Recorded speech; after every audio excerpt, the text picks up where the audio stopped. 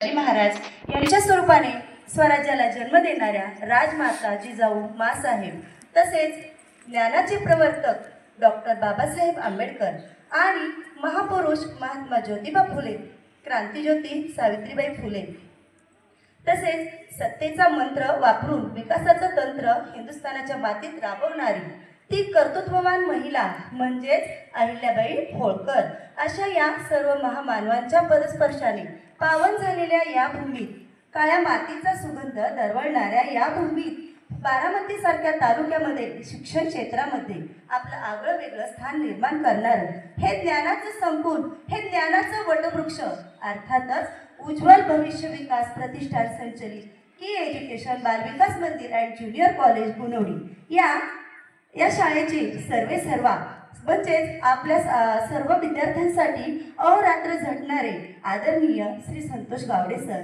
श्री प्रतीक sir, तसेच संस्थेच्या अध्यक्षा सौ मंदाकिनी गावडे मॅडम, आप्पा गावडे सर, इंद्रसिंह दादा, सर्व शिक्षक स्टाफ आणि उपस्थित सर्व विद्यार्थी, सर्वांना प्रथम माझा सहृदय नमस्कार, सहृदय नमस्कार.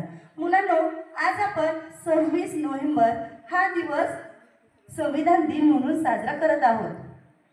न्याय स्वातंत्र्य समता बंधुता, न्याय स्वातंत्र्य समता बंधुता या मूल्यातून या देश महान, मूल्यातून या देश महान. देशाचा आहे धर्म आमचा, धर्मग्रंथ आणि संविधान. देशाचा आहे धर्म आमचा, धर्मग्रंथ आणि संविधान.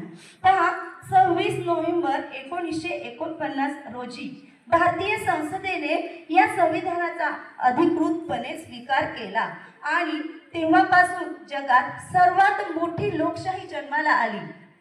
पूर्वीच्या काळी जे पूर्वज होते आपले किंवा जे नागरिक होते, या सर्व नागरिकांवरती काही राजे, महाराजे, बादशहा हे राज्य करत होते, त्यांचं वर्चस्व गाजवत होते.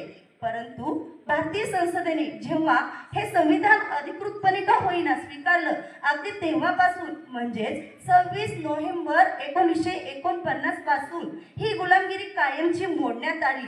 त्यावेळेस अमेरिकेचे माजी राष्ट्राध्यक्ष अब्राहम लिंकन म्हणतात, अरे हे काय झालं, हे तर लोकांसाठी, लोकांतर्फे, लोकांनी चालवलेले एक राज्य जन्माला आले, अर्थातच लोकशाही जन्माला आली.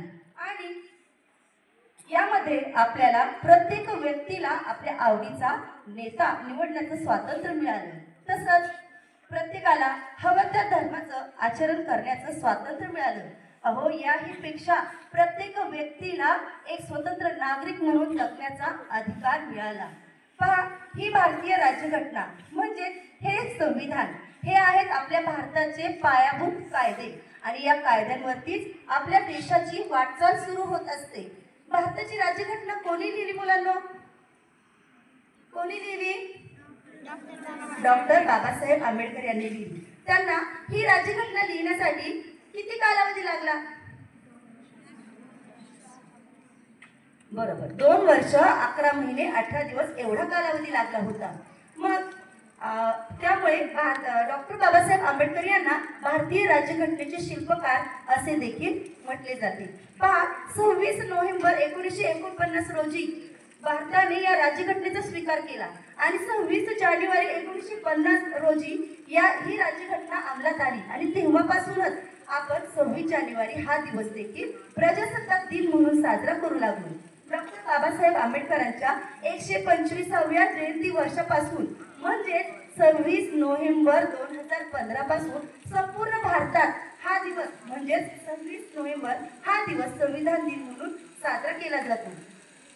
140 कोटी लोकसंख्या असलेल्या या देशात विविध जातीच्या, विविध धर्माच्या, विविध संस्कृतीच्या, विविध वर्णाच्या अशा या विविध लोकांना एकत्र समान धाग्यात बांधून ठेवण्याचं काम हे संविधान करते. म्हणूनच मला असं वाटतं की माझे हे संविधान, अर्थातच आपल्या भारताचे हे संविधान विश्वात अगदी सर्वश्रेष्ठ हे संविधान आहे. म्हणूनच मला शेवटी जाता जाता म्हणावंसं वाटतं की नको राजशाही, नको ठोकशाही, नको राजशाही, नको ठोकशाही, संविधानाने दिली आम्हा सर्वात महान लोकशाही, संविधानाने दिली आम्हा सर्वात महान लोकशाही. ठीक आहे मुलांना, समजलं का आपण हा संविधान दिन